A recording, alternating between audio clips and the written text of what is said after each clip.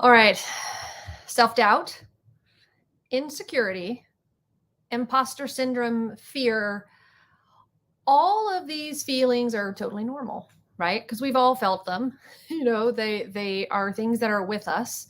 And they can totally get in the way of you turning your expertise and your experience into a business, right? And a business that is going to allow you to change your life, a business that will bring you more independence and more money and more impact. So, today we're going to talk about how do you work through those mindset blocks and the social conditioning that impact your confidence, your ability to focus, and your ability to launch a successful business. So, welcome back to Launch Your Business Live, where we make launching your business clear, simple, and successful so you can start transforming the lives of your clients and generating more money and independence so you can transform your own life. So, I am Marianne Lombardi. I am the founder and CEO of Marianne Lombardi Coaching.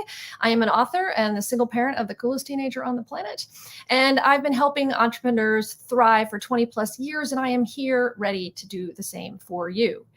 We are on week 2 of the 6 steps to launch. So thank you for being with us. Last week, we talked about how to find your big business idea if you don't have one already, right? And if you missed it, DM me. I'll send you the link and you can watch it. The replay.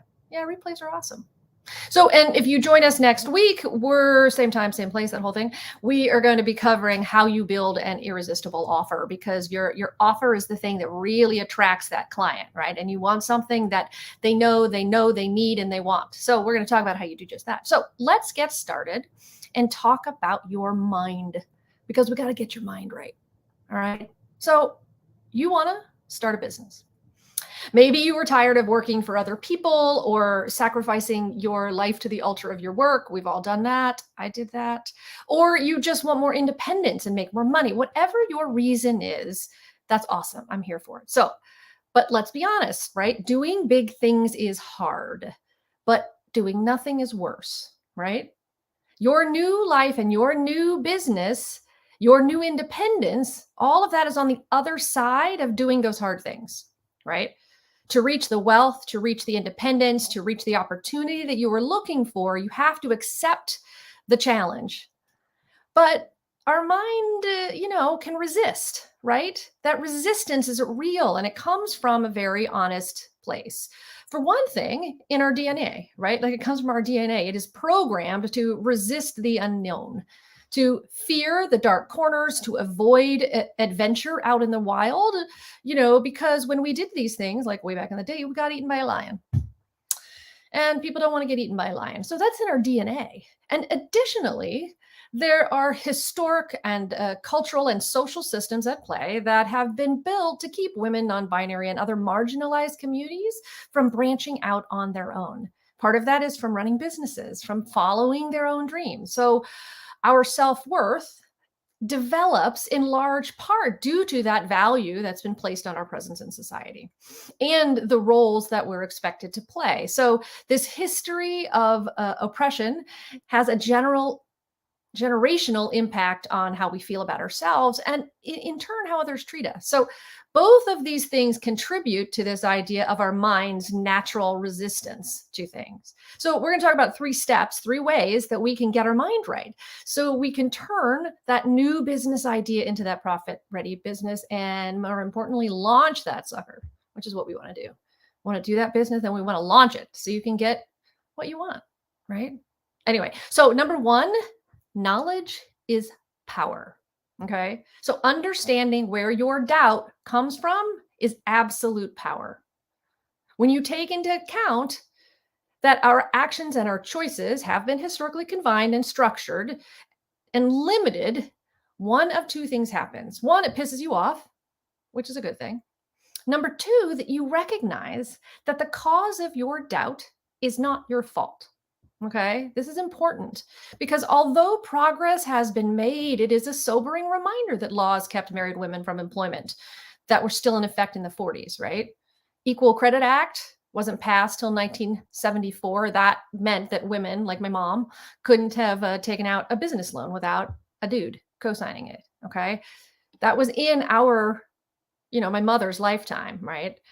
The racial wealth gap and dismal funding for Black women entrepreneurs continues to get in the way of women of color's ability to grow their businesses and by extension pass down wealth to their families. And if you think about 2021, it surpassed 2015 as the worst year for anti-LGBTQ legislation, right? Now, I don't say this well, I say this for a lot of reasons, but the main point is context, right? It is important to understand the context because when you spend your day to day in an environment or with people that overtly or inadvertently, consciously or subconsciously push back against your dreams, bump up against your goals, even are bothered by your presence, it has a deep impact. Okay. So it is not your fault if you had a bad week of negative self talk. This is my point, right? It's not your fault when you struggle with self limiting beliefs because it is perfectly understandable. You are going to have the choice to deal with them and move through them and address them. But the fact that they're there, you didn't necessarily do anything to cause them. And it's important for you to understand that because when you understand that you didn't cause that problem, you don't waste time beating yourself up for the problem existing in the first place. So knowledge is power. Number two, as a modern day prophet, Justin Timberlake has told us, you can't stop the feeling. So just dance, right? Your doubts, your insecurities are going to ebb and flow as you work through them. But fighting them, yelling at them, berating yourself for having them is not helpful. It is actually harmful. So you can't stop the feeling. The feelings are there, they exist. The goal isn't to completely excise doubt, right? Like to stop it or to get rid of the insecurity completely, like it never pops up. The goal is to learn how to live your life to take action despite those feelings, right? Because again, feeling doubt is perfectly normal. But if you spend your time trying to eliminate all that doubt before you take action, you're going to fail time and time again because it is unrealistic to remove all the doubt and insecurity completely from your life or from your decision making, right? Like you will question decisions. You'll be like, should I do that? Right? That is normal. Doubt's going to come and it's going to go. What matters is to not let it control your actions. Okay. So guess what? You can't stop the feeling. So stop trying. Thank you, JT. That was very helpful. Number three, you got to take action anyway. You got to dance. Because once you know where your doubt comes from and you stop focusing on trying to erase your self-limiting beliefs and doubts, it is time to take action. It's time to do something. So when you start taking action, an amazing thing happens. You discover that confidence and clarity is going to follow the actions you take, not the other way around. Because the common approach to building confidence suggests that we have to believe in ourselves in order to have confidence, to get confidence, to be confident. And then after we believe in ourselves, we can use that confidence to take action and achieve our goals. Well, this is wrong, right? Because confidence is developed through the continued commitment to action first. Because when we take action towards our goals, towards something we want, depending on the results of those actions, we adjust and we act again, right? As those actions lead to results, we start to feel confident, right? Like we feel a better way, and we trust that our actions are going to lead us to the success we're looking for. And the byproduct of that is that we doubt less. And I know I mentioned this last week, but it bears reminding, inaction is a choice.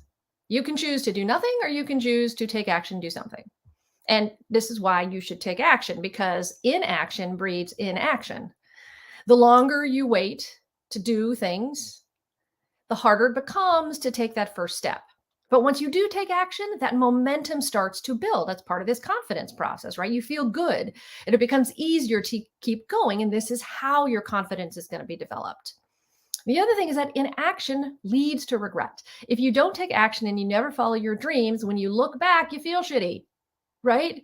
And you regret that you didn't take action. So let's avoid the regret and just take the action and do the thing, right? So you regret not taking the action more than you regret failing at the thing you tried to do, if that's what happens, all right? The other thing is that inaction prevents you from reaching your full potential because what happens when you don't take action? Nothing.